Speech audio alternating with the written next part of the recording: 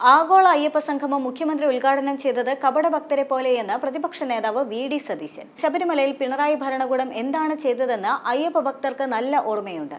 കാപട്യം ജനം തിരിച്ചറിയും. സ്ത്രീകൾക്കെതിരായ അപവാദ പ്രചാരണത്തിന് തുടക്കം കുറിച്ച എം.വി. ഗോവിന്ദൻ പഠിപ്പിക്കാൻ വരേണ്ട എന്നും വൈപ്പിൻ എം.എൽ.എക്ക് എതിരായി വാർത്ത പുറത്തു വന്നത് CPM-ൽ നിന്നാണ് എന്നും ഉമ്മൻചാണ്ടിയുടെ മകളെയും വനിതാ മാധ്യമ പ്രവർത്തകരെയും അപമാനിച്ചതിൽ എന്ത് നടപടിയെടുത്തുവെന്നും സൈബർ ആക്രമണത്തിൽ പോലീസിന്റേത് ഇരട്ട നീതിയാണെന്നും വി.ഡി. സതീശൻ കുറ്റപ്പെടുത്തി.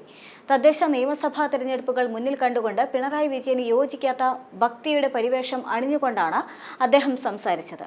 ശബരിമലയിൽ അദ്ദേഹത്തിന്റെ കാലത്ത് ആചാര ലംഘനത്തിന് കൂട്ടുനിന്ന് പോലീസിനെ ഉപയോഗിച്ച് നടത്തിയ ക്രൂരകൃത്യങ്ങൾ മറച്ചുപിടിച്ചുകൊണ്ടാണ് അയ്യപ്പ സംഗമത്തിൽ പ്രസംഗിച്ചത്. ഇപ്പോൾ ഭക്തിയുടെ പരിവേഷമായി പിണറായി വിജയൻ മാറിയിരിക്കുകയാണ്.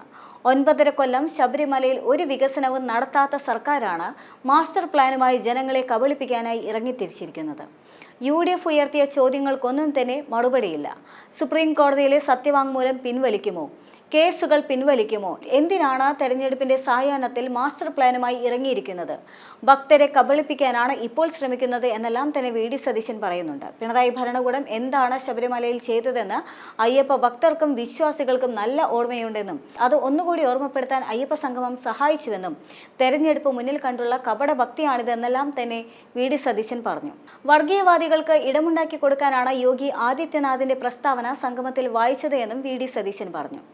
തെരഞ്ഞെടുപ്പിന് വേണ്ടി നടത്തുന്ന രാഷ്ട്രീയത്തിന്റെ വേറൊരു രൂപമാണ്. എന്നിട്ടാണ് മറ്റുള്ളവരുടെ ഭക്തിയെ മുഖ്യമന്ത്രി കളിയാക്കുന്നത്. തങ്ങളുടെ ഭക്തിയെക്കുറിച്ചോ വിശ്വാസത്തെക്കുറിച്ചോ പിണറായി വിജയനെ ബോധ്യപ്പെടുത്തേണ്ട കാര്യമില്ല.